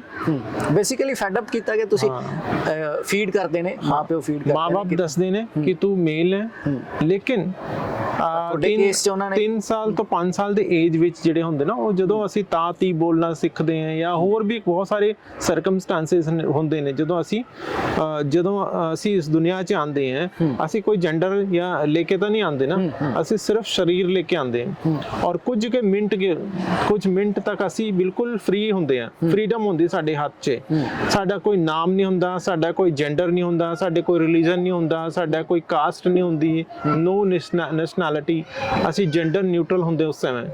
ਲੇਕਿਨ ਜਦੋਂ 5-7 ਮਿੰਟ ਬਾਅਦ ਜਾਂ ਅੱਧਾ ਘੰਟੇ ਬਾਅਦ ਜਦੋਂ ਸਾਡੇ ਫਾਰਮ ਭਰੇ ਜਾਂਦੇ ਨੇ ਹਸਪੀਟਲ 'ਚ ਬਰਥ ਸਰਟੀਫਿਕੇਟ ਵਾਸਤੇ, ਉਸ ਤੋਂ ਬਾਅਦ ਅਸੀਂ ਕੈਦ ਹੋ ਜਾਂਦੇ ਹਾਂ, ਸਾਨੂੰ ਸਾਰਾ ਜਿਹੜਾ ਸਮਾਜਿਕ ਜਿਹੜੀ ਪਹਿਚਾਨ ਹੈ ਉਹ ਦਿੱਤੀ ਜਾਂਦੀ ਹੈ। ਉਸ ਸਮੇਂ ਬੱਚੇ ਨੂੰ ਕੁਝ ਨਹੀਂ ਪਤਾ ਹੁੰਦਾ, ਉਸ ਬੱਚੇ ਨੂੰ ਜਿਸ ਬਾਰੇ ਉਹ ਲਿਖਿਆ ਜਾ ਰਿਹਾ ਹੈ ਨਾ, ਉਸਦਾ ਪੂਰਾ ਵੇਰਵਾ ਜਿਹੜਾ ਹੈ ਕਾਗਜ਼ 'ਚ ਲਿਖਿਆ ਜਾ ਰਿਹਾ, ਉਸ ਨੂੰ ਕੁਝ ਪਤਾ ਨਹੀਂ। ਉਹਨੂੰ ਪਤਾ ਲੱਗਣਾ ਸ਼ੁਰੂ ਹੁੰਦਾ ਹੈ 3 ਤੋਂ ਲੈ ਕੇ 5 ਸਾਲ ਦੇ ਵਿੱਚ, ਜਦੋਂ ਉਹ ਆਪਣੇ ਆਪ ਨੂੰ ਫੀਲ ਕਰਦਾ ਹੈ ਕਿ ਮੈਂ ਲੜਕਾ ਹੀ ਹਾਂ। ਐਂਡ ਉਹ ਫੀਲ ਕੋਈ ਦੱਸਦਾ ਨਹੀਂ ਉਹਨੂੰ, ਤੁਸੀਂ ਭਾਵੇਂ ਜਿੰਨਾ ਮਰਜ਼ੀ ਕਰ ਲਓ। ਇਹ ਉਹਦਾ ਅਸੀਂ ਹੁਣ ਦੁਨੀਆ 'ਚ ਇਹ ਸੋਚਦੇ ਕਿ ਨਾ ਪਰਿਵਾਰਾਂ ਨੇ ਜਾਂ ਮਾਂ-ਬਾਪ ਨੇ ਕਿਹਾ ਕਿ ਤੂੰ ਮੁੰਡਾ ਹੈ, ਤੂੰ ਮੁੰਡੇ ਵਰਗਾ ਹੀ ਹੈ, ਲੇਕਿਨ ਇਦਾਂ ਨਹੀਂ ਹੁੰਦਾ। ਇਹ ਦਿਮਾਗ 'ਚ ਇੱਕ ਮਤਲਬ ਦਿਮਾਗ ਵਿੱਚ ਹੈਗਾ ਕਿ ਜਿਹੜਾ ਅਸੀਂ ਸਮਾਜ ਵਿੱਚ ਦੇਖਦੇ ਹਾਂ, ਸਮਾਜ ਵਿੱਚ ਰੂੜੀਵਾਦੀ ਕੰਜ਼ਰਵੇਸ਼ਨਿਸਟ ਨੇ ਸਮਾਜ ਕਹਿੰਦੇ ਨੇ ਕਿ ਉਹ ਤੇ ਕਈ ਲੋਕ ਤਾਂ ਇਹ ਵੀ ਕਹਿ ਦਿੰਦੇ ਨੇ ਕਿ ਇੱਕ ਬਿਮਾਰੀਆਂ ਨੂੰ ਠੀਕ ਕੀਤਾ। ਨਹੀਂ, ਇਹ ਸਮਾਜ ਵਿੱਚ ਵੀ ਕਿਵੇਂ ਆਇਆ? ਮਰਦ ਔਰਤ ਦਾ ਕੰਸੈਪਟ ਹੈ ਤਾਂ ਸੋਸ਼ਲ ਕੰਸਟਰਕਟ ਹੈ ਨਾ, ਕੰਸਟਰਕਸ਼ਨ ਹੈ। ਕੋਈ ਮਰਦ ਔਰਤ ਕੁਦਰਤ ਨੇ ਤਾਂ ਕਿਹਾ ਨਹੀਂ ਕਿ ਵੀ ਤੁਸੀਂ ਆਦਮੀ ਬਣ ਜਾਓ ਜਾਂ ਇਹ ਔਰਤ ਬਣ ਜਾਏਗੀ। ਕੁਦਰਤ ਨੇ ਇਹ ਕਿਉਂ ਨਹੀਂ ਕਿਹਾ ਵੀ ਇਹ ਔਰਤ ਜਿਹੜੀ ਹੈ ਉਹਨੂੰ ਮਰਦ ਬਣਾ ਦਿੰਦੇ ਜਾਂ ਮਰਦ ਨੂੰ ਔਰਤ ਬਣਾ ਦਿੰਦੇ? ਏਦਾਂ ਨਹੀਂ, ਇਹ ਸਮਾਜ ਨੇ ਬਸ ਬਣਾ ਤੇ ਢਾਂਚਾ ਇੱਕ ਚੀਜ਼ ਗੜ ਦਿੱਤੀ, ਉਹ ਹਮੇਸ਼ਾ ਉਸੇ ਤਰ੍ਹਾਂ ਚੱਲਦਾ ਰਿਹਾ। ਤੇ ਉਸੇ ਤਰ੍ਹਾਂ ਬੱਚਾ ਜਦੋਂ ਪੈਦਾ ਹੁੰਦਾ ਨੂੰ ਉਹ ਉਸੇ ਢਾਂਚੇ ਵਿੱਚ ਢਲ ਜਾਂਦਾ ਹੈ। ਠੀਕ ਹੈ, ਉਹਨੂੰ ਲੱਗਦਾ ਕਿ ਹਾਂ ਮੈਂ ਮੇਲ ਹਾਂ। ਮੈਂ ਜਿਸ ਤਰ੍ਹਾਂ ਇਹ ਕਹਿ ਰਹੇ ਅਸੀਂ ਕਹਿੰਦੇ ਨਾ ਵੀ ਅਸੀਂ ਕਿਸੇ ਘਰ ਵਿੱਚ ਜਾਂਦੇ ਹਾਂ, ਕਈ ਵਾਰੀ ਅਸੀਂ ਉਸ ਘਰ ਵਿੱਚ ਕੰਫਰਟੇਬਲ ਨਹੀਂ ਹੁੰਦੇ ਕਿ ਨਹੀਂ ਮੈਂ ਤਾਂ ਕੰਫਰਟੇਬਲ ਨਹੀਂ, ਮੈਂ ਜਾ ਰਿਹਾ। ਲੇਕਿਨ ਕਈ ਕੰਫਰਟੇਬਲ ਹੋ ਜਾਂਦੇ ਕਿ ਨਹੀਂ ਮੇਰੇ ਵਾਸਤੇ। ਇਸੇ ਤਰ੍ਹਾਂ ਅਸੀਂ ਸਰੀਰ ਵਿੱਚ ਸਾਨੂੰ ਸਰੀਰ ਦਿੱਤਾ ਹੈ, ਔਰ ਜੇ ਸਾਨੂੰ ਸਮਾਜ ਨੇ ਪਹਿਚਾਨ ਦਿੱਤੀ, ਮੈਨੂੰ ਲੱਗਦਾ ਨਹੀਂ ਮੇਰੇ ਵਾਸਤੇ ਇਹ ਸਹੀ ਨਹੀਂ ਹੈ। ਤੁਹਾਨੂੰ ਕਦੋਂ ਲੱਗਿਆ ਸਭ ਤੋਂ ਪਹਿਲਾਂ ਤੁਸੀਂ ਇਹ? ਮੈਨੂੰ ਪਤਾ ਹੀ ਨਹੀਂ ਤੋੜੀ ਕਿਵੇਂ। ਮੈਨੂੰ ਲੱਗਿਆ ਵੀ 3 ਤੋਂ ਲੈ ਕੇ 5 ਸਾਲ ਦੀ ਏਜ ਵਿੱਚ ਜਦੋਂ ਡਿਵੈਲਪਮੈਂਟ ਹਰੇਕ ਦੀ, ਤੁਹਾਨੂੰ ਵੀ ਇਦਾਂ ਹੀ ਲੱਗਿਆ, ਮੈਨੂੰ ਵੀ ਉਸੇ ਟਾਈਮ ਪਤਾ ਲੱਗਿਆ। ਇਹ ਨਹੀਂ ਕਿ ਮੈਨੂੰ ਅਲੱਗ ਕੁਝ ਪਹਿਚਾਨ ਦਾ ਸਮਝ ਆਣੀ ਸ਼ੁਰੂ, ਤੁਹਾਨੂੰ ਵੀ ਉਸੇ ਟਾਈਮ ਹੋਇਆ ਹੋਣਾ, ਕਿਉਂਕਿ 3 ਸਾਲ ਦੀ ਏਜ ਵਿੱਚ ਇਹ ਮਹਿਸੂਸ ਹੋਣਾ ਸ਼ੁਰੂ ਹੁੰਦਾ ਹੈ ਕਿ ਮੈਂ ਮਹਿਸੂਸ ਵੀ ਨਹੀਂ ਹੁੰਦਾ, ਮਤਲਬ ਉਹਦੇ ਨਾ ਸਹਿਜ ਪ੍ਰਵਿਰਤੀ ਕਹਿੰਦੇ। ਪੇੜ ਉੱਪਰ ਨੂੰ ਵੱਧਦਾ ਹੈ, ਨੀਚੇ ਜ਼ਮੀਨ ਦੇ ਅੰਦਰ ਤਾਂ ਨਹੀਂ ਚੱਲਣਾ, ਠੀਕ ਹੈ ਨਾ, ਉਹਦੇ ਅੰਦਰ ਕੁਝ ਹੋਰ ਸਰਕਮਸਟੈਂਸ ਗੁਰੂਤਾਕਰਸ਼ਣ ਹੁੰਦਾ ਹੈ। ਇਸ ਤਰ੍ਹਾਂ ਮੇਰਾ ਜਿਹੜਾ ਸੁਭਾਅ ਸੀਗਾ ਔਰਤ ਦਾ, ਮੈਂ ਉਸੇ ਵੱਲ ਵਧੀ ਗਈ। ਤੇ ਹੌਲੀ ਹੌਲੀ ਜਦੋਂ ਮੈਨੂੰ ਲੱਗਿਆ ਕਿ ਨਹੀਂ ਸਮਾਜ ਇਹ ਮੇਰੇ ਵਾਸਤੇ ਮਰਦ ਵਾਲਾ ਕਿਉਂ ਯੂਜ਼ ਕਰ ਰਹੇ ਹੈ, ਮੈਂ ਤਾਂ ਔਰਤ ਹਾਂ। ਪਰਿਵਾਰ ਦਾ ਕੀ ਰਿਐਕਸ਼ਨ ਸੀ? ਤੁਹਾਡੇ ਫਾਦਰ, ਮਦਰ, ਭਰਾ, ਭੈਣ ਕੋਈ? ਨਹੀਂ, ਪਰਿਵਾਰ ਨੇ ਕਦੀ ਐਕਸੈਪਟ ਨਹੀਂ ਕੀਤਾ। ਮੇਰੀ ਜਿਹੜੀ ਪਰਸਨਲ ਜਿਹੜੀ ਇੱਕ ਆਇਡੈਂਟੀਟੀ ਸੀ ਉਹਨੂੰ ਕਦੀ ਉਹਨਾਂ ਨੇ ਸਵੀਕਾਰ ਨਹੀਂ ਕੀਤਾ, ਤੇ ਉਹ ਹਮੇਸ਼ਾ ਉਹਦਾ ਆਬਜੈਕਸ਼ਨ ਕਰਦੇ ਰਹੇ। ਹਾਲਾਂਕਿ 10-12 ਸਾਲ ਤੱਕ ਤਾਂ ਇੱਕ ਮਜ਼ਾਕ ਦੇ ਤੌਰ ਤੇ ਲਿੱਤਾ ਗਿਆ, ਕਿਉਂਕਿ ਉਸ ਸਮੇਂ 10-12 ਸਾਲ ਤੱਕ ਤਾਂ ਏਜ ਜਦੋਂ ਦਾੜੀ ਮੂੰਹ ਚ ਆਉਂਦੀ ਨਹੀਂ ਹੈ, ਤਦ ਤੱਕ ਬੱਚਾ ਕੁੜੀ ਮੁੰਡਾ ਵਰਗਾ ਹੀ ਭਾਵੇਂ ਜਿੱਦਾਂ ਮਰਜ਼ੀ ਕਰੀ ਜਾਓ। ਅੱਜ ਕੱਲ੍ਹ ਥੋੜਾ ਹੋਰ ਸਟੀਰੀਓਟਾਈਪ ਪੈਦਾ ਹੋ ਗਿਆ ਕਿ ਬੱਚੇ ਨੂੰ ਮੁੰਡੇ ਨੂੰ ਮੁੰਡੇ ਵਰਗਾ ਹੀ ਬਣਾ ਕੇ ਰੱਖਦੇ ਆ। ਪਹਿਲੇ ਜ਼ਮਾਨੇ ਅੱਡ ਹੋਣਗੇ, ਉਹਦੀਆਂ ਖੇਡਾਂ ਅੱਡ ਹੋਣਗੀਆਂ। ਪੁਰਾਣੇ ਟਾਈਮ ਵੀ ਰਹਿੰਦਾ ਸੀ, ਲੇਕਿਨ ਪੁਰਾਣੇ ਟਾਈਮ 'ਚ ਅਸੀਂ ਨਾ ਮਤਲਬ ਇੰਨਾ ਜ਼ਿਆਦਾ ਸਟੀਰੀਓਟਾਈਪ, ਇੰਨਾ ਜ਼ਿਆਦਾ ਟਾਈਟ ਨਹੀਂ ਸੀਗਾ। ਤੁਸੀਂ ਮੰਦਿਰ ਜਾਂਦੇ ਹੋ, ਮੰਦਿਰ ਨੂੰ ਕ੍ਰਿਸ਼ਨ ਦੀ ਮੂਰਤੀ ਦੇਖਦੇ ਆ, ਭਗਵਾਨ ਕ੍ਰਿਸ਼ਨ ਦੀ, ਉਹ ਧਿਆਨ ਨਾਲ ਦੇਖਿਓ, ਉਹਨੂੰ ਸਾਰੇ ਜਿਹੜੀ ਚੀਜ਼ਾਂ ਹੁੰਦੀਆਂ ਕੁੜੀ ਵਰਗਾ ਸਜਾਇਆ ਹੁੰਦਾ ਨਾ, ਨੱਕ ਬੰਨਿਆ ਹੁੰਦਾ, ਕੰਨਾਂ 'ਚ ਤੇ ਪੈਰਾਂ 'ਚ ਝਾਂਜਰਾਂ ਜਾਂ ਹੋਰ ਸੁਰਖੀ ਬਿੰਦੀਆਂ ਸਾਰੀਆਂ ਲਾਈ ਹੁੰਦੀਆਂ। ਜੇ ਮੈਂ ਕਹਾਂ ਕਿਸੇ ਮੁੰਡੇ ਨੂੰ ਇਦਾਂ ਬਣਾ ਕੇ ਭੇਜ ਦੂੰ ਤੇ ਉਹ ਨਹੀਂ ਕਰ ਸਕਦਾ।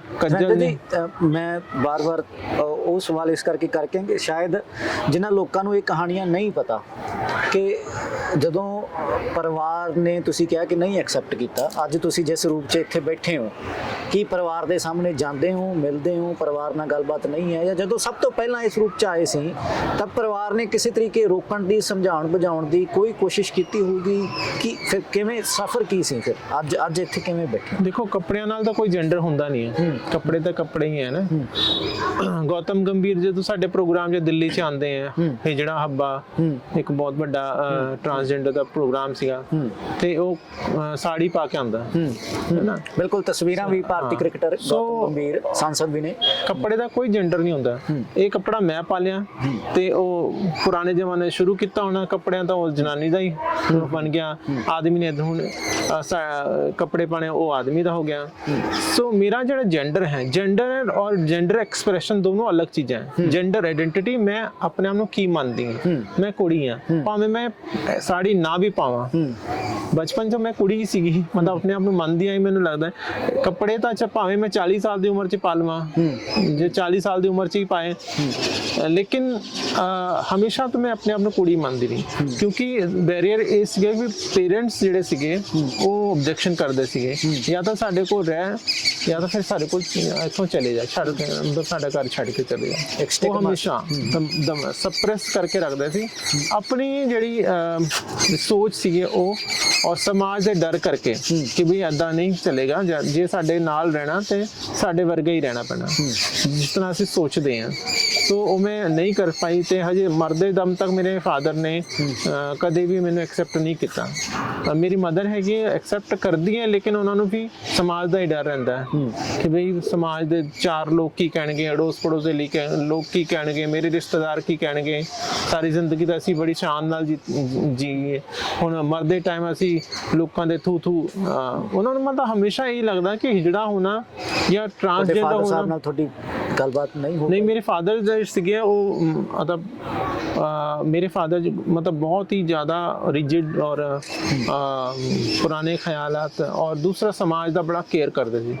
ਮੇਰੀ ਸੋਸਾਇਟੀ ਦੇ ਅਗੇਂਸਟ ਨਹੀਂ ਜਾ ਸਕਦੇ ਸੀ ਜਿਹੜੇ ਉਹਨਾਂ ਦੇ ਨੋਰਮਸ ਸੀਗੇ, ਸੋ ਉਹਦੇ ਕਰਕੇ ਹੀ ਬੜੀ ਪ੍ਰੋਬਲਮ। ਲੇਕਿਨ ਮਰਦੇ ਟਾਈਮ ਤੱਕ ਜਦੋਂ ਉਹਨਾਂ ਦੀ ਡੈਥ ਹੋਈ ਤਾਂ ਉਹਨਾਂ ਨੇ ਅਸੀਂ ਮੈਂ ਨਾਲ ਹੀ ਸੀਗੀ, ਉਹਨਾਂ ਦੀ ਡੈਥ ਦੇ ਟਾਈਮ ਉਹਨਾਂ ਨੇ ਕਿਹਾ ਸੀ ਕਿ ਚਲੋ ਆਪਣੀ ਜ਼ਿੰਦਗੀ ਜਿਵੇਂ ਜੀਣਾ ਚਾਹੁੰਦਾ ਜੀ ਲੈ, ਲੇਕਿਨ ਆਪਣੀ ਮਦਰ ਦਾ ਖਿਆਲ ਰੱਖੀ।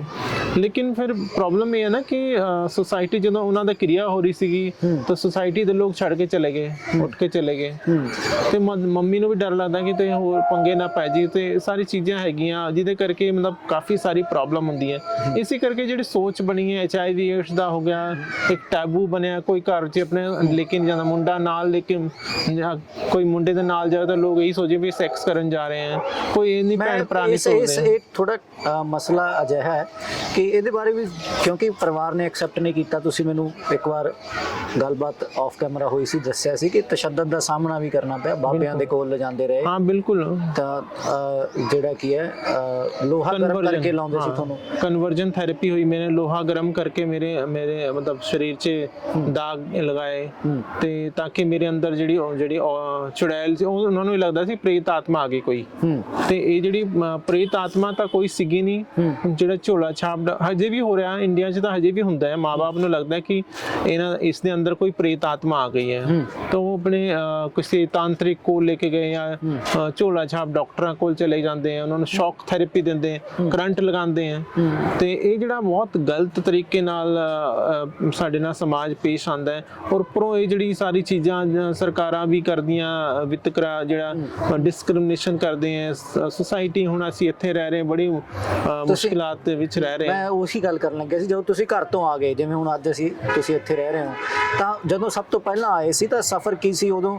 ਕਿਉਂਕਿ ਤੁਸੀਂ ਕਿਹਾ ਕਿ ਕੁਝ ਖਾਸ ਪਰਿਸਥਿਤੀਆਂ ਹਾਲਾਤ ਅਜਿਹੇ ਬਣ ਜਾਂਦੇ ਨੇ ਜਦੋਂ ਟਰਾਂਸਜੈਂਡਰ ਸੈਕਸ ਵਰਕ ਵੱਲ ਚਲਾ ਜਾਂਦਾ ਹੈ। ਬਿਲਕੁਲ, ਤਾਂ ਉਹ ਕੀ ਹਾਲਾਤ ਹੁੰਦੇ ਨੇ ਜਦੋਂ ਤੁਸੀਂ ਆਏ? ਕਿ ਅਨਫੋਰਚੂਨੇਟਲੀ ਅਜਿਹੇ ਕੋਈ ਹਾਲਾਤ ਬਣੇ ਜਾਂ ਤੁਸੀਂ ਹੋਰ ਤਰੀਕੇ ਹਾਲਾਤਾਂ ਦਾ ਮੁਕਾਬਲਾ ਕੀਤਾ, ਤੇ ਕਿਉਂ ਸੈਕਸ ਵਰਕ ਕਰਨਾ ਪੈ ਜਾਂਦਾ ਹੈ? ਕੌਣ ਕਰਦੇ ਨੇ? ਮਜਬੂਰੀ ਕੀ ਬਣ ਜਾਂਦੀ ਹੈ? तो ਜਿਹੜਾ ਮੇਰੇ ਨਾਲ ਤਾਂ ਕਦੀ ਹੋਇਆ ਨਹੀਂ, ਕਿਉਂਕਿ ਮੈਂ ਮੁਕਾਬਲਾ ਕੀਤਾ परिस्थितियों का, पर जरूरी तो नहीं सारे मुकाबला करते हैं, सारे इन्ने हिम्मती होने। मैं इस रास्ते मेरे को 3 रास्ते सी, सैक्स वर्क सीगा, बधाइयां सीगा ते एजुकेशन। मैं दोनों ने छड्ड के तीसरा ऑप्शन जिहड़ा पढ़ाई दा चूज किया। मुश्किलात बहुत सी, बहुत सारे स्ट्रगल किया, लेकिन मैनूं पता सी इहदे विच गुंजाइश सक्सैसफुल होने की गुंजाइश बहुत ज़्यादा नहीं, ते समाज ने एक्सेप्ट कर लिया मैनूं। सो बाकी लोग नहीं कर पाते, कई बार हिम्मत नहीं होती है, कई बार लगता कि नहीं मैं हार जाएंगे लोग, मैनू पता नहीं कि। और सारे इंटैलीजेंट भी नहीं होंगे, भी नहीं कि भी मैं पढ़ाई च ही बड़ा सारे हुशियार हो जाने, ते हरेक बंदा मतलब समाज विच ना सोच ये होंदी कि बस पढ़न वाली चल जाना, लेकिन सारे लोग नहीं पढ़ पाते हैं, कुछ लोग पीछे रह जाते हैं। ते जिहड़े अनपढ़ लोग ने, ज़्यादातर मोस्टली अनपढ़ हैं, ਹੈ ਉਹ ਸੈਕਸ ਵਰਕ ਵਿੱਚ ਚਲੇ ਜਾਂਦੇ ਇਸ ਕਰਕੇ ਸੋ ਬਟ ਇਹਦੇ ਕਮਿਊਨਿਟੀ ਵਿੱਚ ਬਹੁਤ ਸਾਰੇ ਲੋਕ ਨੇ ਜਿਹੜੇ ਪੜ੍ਹੇ ਲਿਖੇ ਨੇ। ਜਦੋਂ ਸੈਕਸ ਵਰਕ ਦੀ ਗੱਲ ਹੁੰਦੀ ਹੈ, ਤੁਸੀਂ ਕਿਹਾ ਹੁਣ ਵੀ ਇੱਕ ਸਟਿਗਮਾ ਹੈ ਤੁਹਾਡੇ ਆਂਢ ਗੁਆਂਢ ਜਿੱਥੇ ਵੀ ਤੁਸੀਂ ਰਹਿੰਦੇ ਹੋ, ਸਟਿਗਮਾ, ਉਹ ਸਟਿਗਮਾ ਕੀ ਹੈ ਤੇ ਤੁਹਾਡੀ ਰੋਮਾਂਟਿਕ ਲਾਈਫ ਕੀ ਰਹਿ ਜਾਂਦੀ ਹੈ ਇਸ ਵੇਲੇ ਕਿ ਤੁਸੀਂ ਰੋਮਾਂਸ ਉਸ ਤਰੀਕੇ ਪ੍ਰਗਟ ਕਰ ਪਾਉਂਦੇ ਹੋ, ਐਕਸਪ੍ਰੈਸ ਕਰ ਪਾਉਂਦੇ ਹੋ ਆਪਣੇ ਆਪ ਨੂੰ, ਜੋ ਤੁਹਾਡਾ ਜੈਂਡਰ ਹੈ, ਜੋ ਰੋਮਾਂਸ ਹੈ ਜਾਂ ਪਾਰਟਨਰ ਮਿਲਦਾ ਹੈ, ਉਹਦੇ ਵਿੱਚ ਕੀ ਸਮੱਸਿਆਵਾਂ ਨੇ? ਦੇਖੋ ਅੜੋਸ ਪੜੋਸ ਦੀ ਤਾਂ ਅਜੇ ਇੱਥੇ ਇੰਨਾ ਪ੍ਰੋਬਲਮ ਹੈ ਨਹੀਂ, ਲੇਕਿਨ ਦਿਮਾਗ 'ਚ ਲੋਕਾਂ ਦੇ ਕਈ ਵਕਤ ਚੱਲਦੇ ਵੀ ਕੋਈ ਮੁੰਡਾ ਨਾਲ ਗਿਆ ਤਾਂ ਪਤਾ ਨਹੀਂ ਕੋਈ ਗਲਤ ਕੰਮ ਵਾਸਤੇ ਤਾਂ ਨਹੀਂ ਗਿਆ, ਕੌਣ ਹੈ ਕਿਆ ਹੈ ਕਿਆ ਤਾਕ ਝਾਕ ਤਾਂ ਕਰਦੇ ਹੀ ਹੈ, ਇਸ ਕਰਕੇ ਅਸੀਂ ਆਪਣੇ ਘਰ 'ਚ ਕਿਸੇ ਨੂੰ ਬੁਲਾਉਂਦੇ ਵੀ ਨਹੀਂ ਹੈ। ਦੂਸਰੀ ਗੱਲ ਜਿਹੜੀ ਸੈਕਸ਼ੂਅਲ ਲਾਈਫ ਹੈ ਉਹ ਤਾਂ ਹਰ ਇੱਕ ਪਰ ਡਿਪੈਂਡ ਕਰਦੀ ਹੈ, ਜਿਸ ਤਰ੍ਹਾਂ ਬਾਕੀਆਂ ਲੋਕਾਂ ਦੀ ਹੈ ਇੱਕ ਇਟਸ ਨਾਰਮਲ ਸੈਕਸ ਜਿਹੜਾ ਹੈ ਨਾਰਮਲ ਹੈ।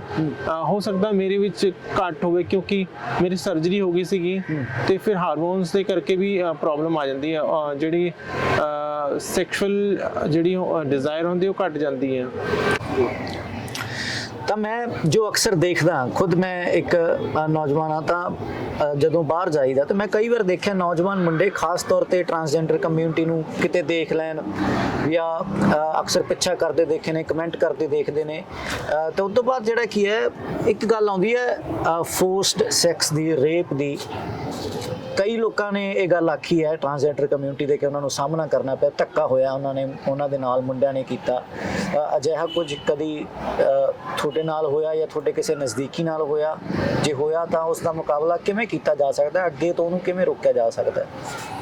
ਦੇਖੋ ਪਹਿਲੀ ਗੱਲ ਤਾਂ ਜਦੋਂ ਕਈ ਲੋਕ ਸੋਚਦੇ ਇਹ ਲੋਕ ਸੈਕਸ ਵਰਕ ਕਰਨ ਜਾਂਦੇ ਤਾਂ ਇਹਨਾਂ ਦੇ ਨਾਲ ਤਾਂ ਹੀ ਹੁੰਦਾ, ਬਟ ਈਵਨ ਕਿ ਸੈਕਸ ਵਰਕ ਕਰਨਾ ਕੰਸੈਂਟ ਨਾਲ ਉਹ ਅਲੱਗ ਚੀਜ਼ ਹੈ, ਕੋਈ ਆਪਣੀ ਮਰਜ਼ੀ ਨਾਲ, ਲੇਕਿਨ ਧੱਕਾ ਕਰਨਾ ਗਲਤ ਹੈ। ਸੋ ਮੈਂ ਇਹੀ ਸੁਜੈਸ਼ਨ ਮੇਰੀ ਹੈਗੀ ਕਿ ਬਹੁਤ ਹੀ ਮੈਂ ਇਹ ਵੀ ਨਹੀਂ ਕਹਿ ਸਕਦਾ ਆਪਣਾ ਤੁਸੀਂ ਕੰਮ ਬੰਦ ਕਰ ਦਿਓ, ਕਿਉਂਕਿ ਮੈਂ ਕੌਣ ਹੁੰਦੀ ਹੈ ਬੋਲਣ ਵਾਲੀ, ਤਾਂ ਹਰ ਇੱਕ ਦੀ ਆਪਣੀ ਮਰਜ਼ੀ ਹੈ। ਫਿਰ ਉਹਨਾਂ ਨੂੰ ਰੋਜ਼ਗਾਰ ਦਾ, ਮੰਨ ਲਓ ਕੋਈ ਸੈਕਸ ਵਰਕਰ ਨਹੀਂ ਵੀ, ਕੀ ਉਹਨੂੰ ਸਾਹਮਣਾ ਕਰਨਾ ਪੈਂਦਾ ਇਸ ਤਰੀਕੇ ਦੀ ਧੱਕੇਸ਼ਾਹੀ ਦਾ? ਬਿਲਕੁਲ ਮੈਂ ਹੁਣ ਜਦੋਂ ਰਾਤ ਨੂੰ ਬਹੁਤ ਹੀ ਰੇਅਰ ਹੀ ਜਾਂਦੀ ਬਾਹਰ, ਕਿਉਂਕਿ ਜੇ ਰਾਤ ਨੂੰ ਅਵੋਇਡ ਕਰਦੀ, ਜੇ 10-11 ਵਜੇ ਬਾਅਦ ਜਾਣਾ ਹੁੰਦਾ ਫਿਰ ਮੈਂ ਰੁਦਰ ਦੇ ਨਾਲ ਹੀ ਜਾਂਦੀ ਹਾਂ ਜਾਂ ਹੋਰ ਕੋਈ ਮੇਰੇ ਨਾਲ ਜਾਏਗਾ। ਇਕੱਲੇ ਜਾਣਾ ਥੋੜੀ ਮੁਸ਼ਕਿਲ ਹੁੰਦੀ। ਰਾਤ ਨੂੰ ਬਹੁਤ ਸਾਰੇ ਲੋਕ ਇਦਾਂ ਦੇ ਕੋਈ ਅਜਿਹਾ ਮੰਦਭਾਗਾ ਐਕਸਪੀਰੀਅੰਸ ਹੈਗਾ? ਇੱਕ ਵਾਰੀ ਸੀ 11 ਵਜੇ ਕਰੀਬ, ਮੈਂ ਤੇ ਮੇਰੀ ਇੱਕ ਫਰੈਂਡ ਸੀ ਦਿਵਿਆ, ਸੀ ਯੂਨੀਵਰਸਿਟੀ ਤੋਂ ਮੈਨੂੰ ਛੱਡਣ ਜਾ ਰਹੀ ਸੀ bus stand, Punjab University, Punjab University ਤੋਂ ਲੈ ਕੇ 43 ਜਾ ਰਹੀ ਸੀ ਛੱਡਣ ਨੂੰ ISBT, ਤੇ ਰਸਤੇ ਮੈਨੂੰ ਸਾਨੂੰ ਇੱਕ ਓਪਨ ਜੀਪ ਜਿਹੜੀ ਸੀਗੀ ਉਹਦੇ ਵਿੱਚ ਚਾਰ ਮੁੰਡੇ ਬੈਠੇ ਸੀਗੇ ਤੇ ਉਹ ਸ਼ਰਾਬ ਪੀ ਰਹੇ ਸੀਗੇ, ਬੀਅਰ ਦੀ ਬੋਟਲ ਸੀਗਾ, ਤੇ ਸਾਨੂੰ ਇਸ਼ਾਰੇ ਕਰਦੇ, ਮੈਂ ਐਕਟਿਵਾ 'ਚ ਸੀਗੀ ਤੇ ਮੇਰੇ ਪਿੱਛੇ ਦਿਵਿਆ ਬੈਠੀ ਸੀ, ਮੇਰੀ ਟਰਾਂਸਜੈਂਡਰ ਭੈਣ, ਤੇ ਇਸ਼ਾਰਾ ਕਰਦੇ ਸਾਨੂੰ ਰੋਕਣ ਦੀ ਕੋਸ਼ਿਸ਼ ਕੀਤੀ। ਫਿਰ ਜਦੋਂ ਨਹੀਂ ਮੰਨੇ ਤੇ ਮੈਂ ਦਿਵਿਆ ਨੂੰ ਕਿਹਾ ਸਾਨੂੰ ਰੋਕਣਾ ਪੈਣਾ ਤੇ ਅਦਰਵਾਈਜ਼ ਅਸੀਂ ਗਿਰ ਜਾਵਾਂਗੇ। ਇਹਨਾਂ ਨੇ ਸਾਡੇ ਅੱਗੇ ਪਿੱਛੇ ਜਾ ਰਹੇ ਸੀਗੇ, ਅਸੀਂ ਰੁਕ ਗਏ, ਉਹਨਾਂ ਨੇ ਵੀ ਅੱਗੇ ਜੀਪ ਰੋਕ ਲਈ, ਤੇ ਮੈਂ ਜਦੋਂ ਸਾਡੇ ਵੱਲ ਆਉਣ ਲੱਗੇ ਮੈਂ ਦਿਵਿਆ ਨੂੰ ਕਿਹਾ ਦਿਵਿਆ ਤੂੰ ਹਿਜੜਾ ਬਣ ਜਾ, ਸਾਨੂੰ ਹਿਜੜਾ ਬਣਨਾ ਪੈਣਾ, ਹਿਜੜਾ ਤਰ੍ਹਾਂ ਗੱਲ ਕਰਨੀ ਪੈਣੀ। जैसे अपने आम इंसान औरत वर्गा रखणगे ਤਾਂ ਇਹ ਸਾਨੂੰ ਚੱਕ ਕੇ ਲੈ ਜਾਣਗੇ। ਕਿਸੇ ਨਜ਼ਦੀਕੀ ਨਾਲ ਅਜਿਹਾ ਹੋਇਆ ਜਦੋਂ ਫੋਰਸਡ ਸੈਕਸ ਦੀ ਗੱਲ ਆਉਂਦੀ ਹੈ? ਬਿਲਕੁਲ ਹੋਇਆ ਹੈ, ਬਹੁਤ ਹੁੰਦਾ ਰਹਿੰਦਾ, ਕਿਉਂਕਿ ਜਦੋਂ ਰਾਤ ਨੂੰ ਕੋਈ ਕੰਮ ਹਰ ਇੱਕ ਇਨਸਾਨ ਜਾਂਦਾ ਹੈ, ਫੀਮੇਲਸ ਵੀ ਜਾਂਦੀ, ਮੇਲ ਵੀ ਜਾਂਦੇ, ਲੇਕਿਨ ਉਹਨਾਂ ਦੇ ਕਾਨੂੰਨ ਬਣੇ ਹੋਏ ਹੈ। ਸਾਡਾ ਕਾਨੂੰਨ ਬਣਿਆ ਹੀ ਨਹੀਂ ਕੋਈ ਇਦਾਂ ਹਜੇ ਵੀ।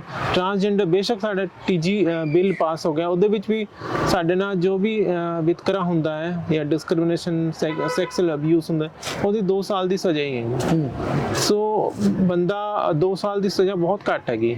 ਸਰਕਾਰਾਂ ਨੂੰ ਇਸ ਬਲੱਡ ਡੋਨੇਸ਼ਨ ਵਾਲੇ ਬਿੱਲ ਬਾਰੇ ਹੋਰ ਕੋਈ ਕਿਸੇ, ਜਿਵੇਂ ਤੁਸੀਂ ਕਿਹਾ ਕਿ ਇਸ ਬਿੱਲ ਬਾਰੇ ਵੀ ਕੋਈ ਸੁਨੇਹਾ ਮੈਂ ਸਰਕਾਰ ਨੂੰ ਇਹੀ ਇਸ ਇੰਟਰਵਿਊ ਦੇ ਵਿੱਚ ਤੁਸੀਂ ਗੱਲ ਕਰਦੇ? ਮੈਂ ਸਰਕਾਰ ਨੂੰ ਇਹੀ ਕਹਿਣਾ ਚਾਹੁੰਦੀ ਕਿ ਸਾਰੇ ਇਨਸਾਨ ਬਰਾਬਰ ਨੇ।